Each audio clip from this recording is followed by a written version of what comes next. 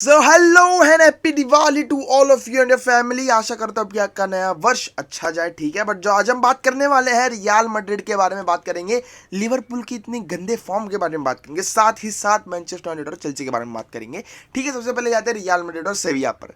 अब इस मैच में जो होना था वो हो गया। जो भी डिमांड करते हैं बंदे लोग, या एक्सपेक्ट करते हैं कि रियल मैड्रिड यहाँ पर पॉइंट्स ड्रॉप करने वाली है, कार्लो एंसेलोटी एक आईब्रो ऊपर करता है और खत्म, मैच वहां पर खत्म। तुम कुछ नहीं कर सकते फिर। नहीं नहीं, अच्छे से बात करते हैं। रियल मैड्रिड ने वही लाइनअप खिलाया जो वो यूजुअली खिलाते हैं, और सेविया के पास सच बोलूँ तो एक नंबर 9 नहीं था। इसको को खिलाया उन्हें एज अ फॉल्स 9, जो वर्क किया मेरे हिसाब से। इसको was great in this match. मेरे को लगा था कि वो जो फ्लैशेस देखते थे हम इसको कि रियल मैड्रिड में पहले की, जब वो प्राइम हम बोलते थे कि इसको जैसा प्लेयर भाई, मैजिकल मैजिकल, कुछ थोड़ा कल वैसे ही दिखा मुझे सेविया में। बट चीज़ ये हो जाती है ना कि एक नया मैनेजर आ रहा है। लेपोतेगी के अंदर कैसे होता था कि 1-2s खेलते थे, निकल जाते थे स्पेसेस में से। सैम्पली नहीं करता वो।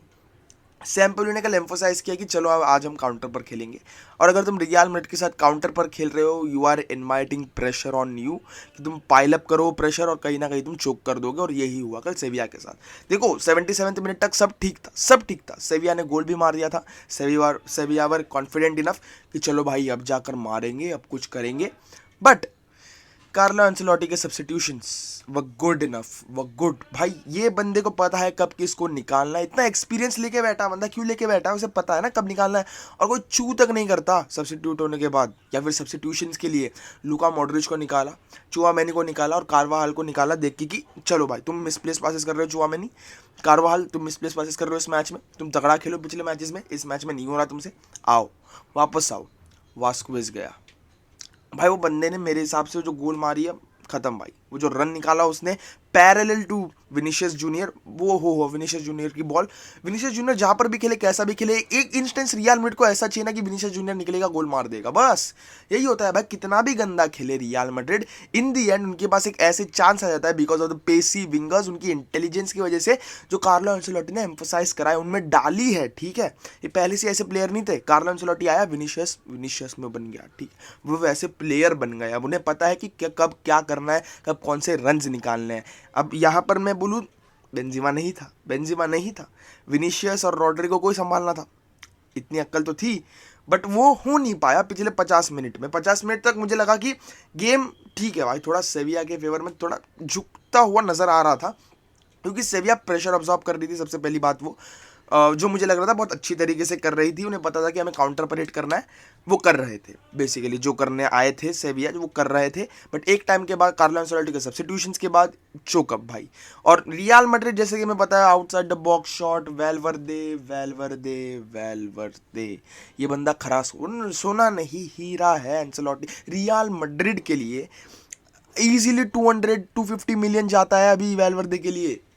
रियल मैड्रिड की एक्सजी थी 2.76, 18 शॉट लिए, 3 ऑन टारगेट थे, तीनों गोल, 3 बिग चांसेस थे बेसिकली, और तीनों गोल चले गए। सेविया ऑन द अदर हैंड ज्यादा बिग चांसेस बनाए नहीं उन्होंने। यहाँ पर मुझे लगता है कि सेविया की क्रिएटिविटी लैक कर जाती है, क्योंकि सेविया में मुझे लगता है कि इवान रैकिटिच का भी थोड़ा ऑन एंड ऑफ चलते रहता है गेम, तो उनमें उनके मिडफील्ड में ज्यादा क्रिएटिविटी नहीं है। ऑन द अदर हैंड अगर तुम देखते हो, रियल मैड्रिड के पास क्रिएटिविटी की कोई कमी नहीं है। अगर मॉडरिच जाता है तो क्रूस है, क्रूस जाता है तो मॉडरिच है, चुआमेनी जाता है तो फिर कामाविंगा आ जाता है। तो एम्पल अमाउंट ऑफ ये जो तुम्हारी डेप्थ होती है ना, इसको बोलते हैं क्वालिटी। डेप्थ के साथ दूसरी टीम को पछाड़ देना, खत्म कर देना, ठीक है। और यहाँ पर बहुत तगड़ी तरीके से खेली रियल मैड्रिड। तुम एक्सपेक्ट नहीं कर सकते मैड्रिड कितना भी गंदा खेले, इन दी एंड एक ना एक गोल आ जाता है जब एंसेलोटी का आईब्रो ऊपर जाता है और फेदे वेलवर्दे बाहर से शॉट मार लेता है। एक ना एक गोल पक्का है, गारंटीड है। तो दोस्तों, it was the match of real Madrid. But real Madrid के साथ साथ और एक गेम ऐसे ही हुआ था जहां पर हमें लगा था कि भाई ये क्या खेल रहा है। सेविया इतनी जैसी गंदी खेल रही थी 77 मिनट के बाद, वैसे ही कुछ लिवरपूल खेल रही थी। कुछ समझ में नहीं आया नॉटिंघम फॉरेस्ट के सामने। लिवरपूल की सबसे बड़ी गलती, या क्लॉप की सबसे बड़ी गलती ये हो गई कि उसने डेप्थ पर एम्फोसाइज नहीं किया। अब ये तो सबने बोला होगा भाई, अगर डेप्थ पर एम्फोसाइज करता क्लॉप तो आज लिवरपूल इतने गंदे तरीके से फंसी नहीं होती दलदल में। सच बात है, क्योंकि सब इंजर्ड हो जाएंगे, सिर्फ मिलनर बचेगा, मिलनर ही खेलते रहेगा, ये तो गारंटीड है भाई। मैं एक रीज़न ये भी है ना कि लिवरपूल गेगन प्रेस खेलती है, अडेप्ट कर लेती है, ठीक है, अडेप्ट करना ठीक बात है, बट अगर तुम वही इंटेंसिटी से पिछले 3-4 सालों से खेल रहे हो, कहीं ना कहीं प्लेयर्स थक जाते हैं। अब मानो या ना मानो, ह्यूमन बॉडी थक जाती है इवेंचुअल पॉइंट ऑफ टाइम के बाद। मुझे लगता है इस सीज़न वही हो रहा है, प्लेयर्स थक रहे हैं, इसलिए उनकी कॉन्सेंट्रेशन नहीं है पिच पर। ये तो हमें दिख रहा है ना, साफ साफ दिख रहा है ना तुम्हें, किसकी भी आधे से ज़्यादा लोगों की लिवरपूल में कॉन्सेंट्रेशन नहीं है। कब क्या करता है कुछ पता नहीं, कोई डिफेंस नहीं कर पा रहा तो कोई अटैक में गोल नहीं मार पा रहा, मतलब कुछ समझ में नहीं आ रहा। तो वही बात चल रही है। और उसके साथ साथ जो ये इंटेंसिटी की बात कर रहा हूँ मैं, लिवरपूल 10 में से 4 या 5, मैक्सिमम 5 मैचेस इंटेंसिटी के साथ खेल सकती है। उसके बाद के 6 या 5 मैचेस लिवरपूल को अडेप्ट करने पड़ते हैं, और अडेप्ट करने के बाद भी लिवरपूल खेलती तगड़ा है, चांसेस बनते हैं, बट वो क्लिनिकलिटी मिस करती है। अब वो साला इस सीज़न लिवरपूल के लिए नहीं चला, ठीक है। अब हर एक प्लेयर, चाहे वो वैन डाइक हो, वो मैटिप हो, या वो कोई और, आर्नोल्ड का इतना बड़ा डाउनफॉल हुआ है इस सीज़न की, उसे कुछ पता ही नहीं डिफेंस में क्या चल रहा है। उसका काम वही था कि वो आगे जाए, बट वो थोड़ी डिफेंसिव अभी नहीं, मतलब वो क्या डिफेंसिव ड्यूटीज़ भी निभाता था पहले, बट इस सीज़न नेग्लेक्टेड, मुझे तो वही लग रहा है। वही कंसंट्रेशन वाली बात आ जाती है कि जब तुम थके हुए हो तुम्हें नहीं पता। भाई मेरे हिसाब से तो यही एक सोल रीज़न है।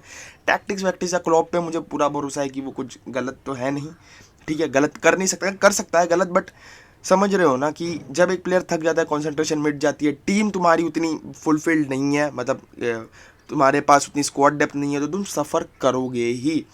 एक प्रॉपर स्क्वाड डेप्थ होनी बहुत ज़रूरी है, चाहे वो बार्सिलोना के लिए हो। देखो भाई, स्क्वाड डेप्थ ही इसके लिए बचे रहे, चाहे 2 डिफेंडर्स है, पीके खेले या कोई और खेले, बट स्क्वाड डेप्थ है ना, खेल रहे हैं ना डिफेंडर्स। तो ऐसा नहीं है ना कि अगर हमारे में से लिवरपूल में से वैन डाइक और मैटिप चले जाए तो कौन खेलेगा भाई, एक फिर कोई आ जाएगा उठा के, किसको भी डाल देंगे तुम डिफेंडर्स पे से सेंटर बैक पोजीशन पे। नहीं है बार्सिलोना में वैसे, है इंजरीज हुई है पता है, बट है पीके है, कृष्ण या फिर एरिक गार्सिया है, प्रॉपर डिफेंडर्स तो है ना एटलीस्ट। वही बात हो जाती है। तो ये एक मुझे रीज़न लगता है, बाकी सब मेंटालिटी का रीज़न रही है ये कुछ, वो हो जाएगा ठीक जब अगर जनवरी में लिवरपूल चाहे तो। और बाकी क्योंकि ये सप्ताह या ये बोलो ये वीक, जो भी फुटबॉलिंग वीक होने वाला है लिवरपूल के लिए बहुत इंपॉर्टेंट होने वाला है। उसके बाद वर्ल्ड कप भी है, तो समझ रहे हो ना, लिवरपूल अपने प्लेयर्स को इंजर्ड भी नहीं करना चाहती, बट जानबूझ के नहीं करते और इंजर्ड हो भी जाता है, क्योंकि उन्होंने इतने मैचेस खिला लिए उन्हें एक ही सीज़न में कि भाई छोड़ दो भाई, वो जाने दो। बट सबसे बड़ी चीज़ तो इधर है भाई, Chelsea versus Manchester United. First half boring नहीं था, बोरिंग तो नहीं बोलूँगा मैं, एज ए न्यूट्रल देखिए दोस्तों, Manchester United dominated the game मेरे हिसाब से। They were brilliant, Erik ten Hag my man. ये क्या चल रहा था ट्विटर पे, रोनाल्डो FC कोई अपनी टीम को हारने की दुआ करते हैं भाई, ये कहाँ पर होता है भाई, ये क्या चल रहा है? ये 2 गुट बढ़ गए क्या, मैनचेस्टर यूनाइटेड और रोनाल्डो FC? ये कब होने लग गया? यूनाइटेड और रोनाल्डो का नाम एक साथ लिया जाता है, ये कब हो गया भाई कि अलग अलग हो रहा है? Ronaldo FC, Manchester United FC की फक, कुछ भी समझ में नहीं आ रहा मेरे को ये। हाँ, मैच बार आता है तो बहुत सही लाइनअप, ठीक है, वरान वापस इंजर्ड हो गया। और चेल्सी कैसे फैंस हो भाई तुम, कैसे फैंस हो भाई? रिस्पेक्ट नहीं दे सकते अपोनेंट को, वो बंदा इंजर्ड हुआ पड़ा है, वो लेके जा रहा है उसको, मतलब भाई ये this is not acceptable.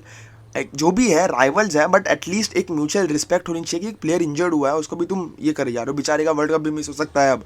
But match पर आते हुए एरिक टेन हैग की वही फिलॉसफी, ठीक है, एरिक टेन हैग ने अपना काम ब्रिलियंटली किया, मेरे हिसाब से ग्रैम पॉटर को ओवर शैडो कर दिया था। द थिंग इज, वापस वही क्लिनिकलिटी नहीं है तुम्हारे पास। रैशफोर्ड तुम्हें वर्क रेट दे सकता है, एंटनी तुम्हें वर्क रेट दे सकता है, बट एट टाइम्स तुम्हें वो फिनिशिंग नहीं दे सकते। मुझे अभी भी यही लगता है कि यूनाइटेड को जनवरी में एक स्ट्राइकर के लिए जाना चाहिए, क्योंकि यही उनकी बड़ी एक प्रॉब्लम है कि उनके पास कोई फिनिश करने वाला नहीं है, ठीक है। जो रोनाल्डो है उसको तो बेंच से उठाते हो क्योंकि उसके पास वर्क रेट नहीं है ऑब्वियसली, बट एक ऐसा प्लेयर तो लाओ जनवरी में जो तुम्हें वर्क रेट भी दे, उसके साथ साथ फिनिश भी करे, वही तो चाहिए ना एक। उसके अराउंड टीम बनाओ, फिर मारेगा वो गोल ईजिली। मतलब अच्छे प्लेयर को उठाना है, ये बात नहीं है, क्योंकि यूनाइटेड के प्रोडक्ट ओवर द ईयर्स वही एवरेज वाले रहे हैं, कोई भी इतना एक्स्ट्रॉर्डिनरी वाला नहीं रहा है। जो भी तुम बोल रहे हो, सैंचो से भी लेट डाउन हो चुके हैं यूनाइटेड फैंस, ये तो ठीक मान रहे हो ना, तुम भी मान रही होगे भाई। सैंचो को जिस प्राइस पे लाए थे और जो उससे एक्सपेक्टेशंस थी उस पर खरा नहीं उतरा अब तक सैंचो। 1-2 मैच को छोड़ के उसके बाद तो कुछ सैंचो दिखा ही नहीं मेरे को। बाकी सब तो एरिक्सन, कैसमीरो, इनका ही गेम है, मतलब गेम तो यही चला रहे हैं सब। कैसमीरो, एंटनी तो छोड़ो भाई, लिसांद्रो मार्टिनेज को क्या हो गया ब्रो? यही तो बात है। Everything in this system of Eric ten Hag has improved. चाहे वो डीगिया की बॉल प्लेइंग एबिलिटीज़ बोल लो, लिसांड्रो मार्टिनेज की वो वही कैपेबिलिटीज़ टू ड्रॉ डिफेंडर, वापस वो कंपोजर के साथ बॉल प्ले करना, मारना। भाई साहब कैसेमीरो को क्यों रखा था, वो डिस्ट्रैक्ट करने के लिए वही काम करता है, वो कभी कभी गोल भी मार देता है बहुत तगड़े वाले, जिससे कि तुम्हें 1 पॉइंट मिल जाता है। और लास्ट के सेलिब्रेशन में दिख भी रहा था भाई वो कितना पैशनेट है इस क्लब के लिए, क्योंकि दिखाना था उसको। तो सवाल भी उठ गए, भाई तू तो बुढ़ा हो गया भाई, तू कहाँ पर जा रहा है मैनचेस्टर यूनाइटेड, दिखा दिया भाई। बुढ़ा होने के बाद भी is one of the best CDMs in the world right now. तुम डिनाई नहीं कर सकते कि कैसेमीरो उन लिस्ट में आता है टॉप 3 के अभी भी, ठीक है टॉप 3 है, टॉप 5 बोल लो, समझ रहे हो।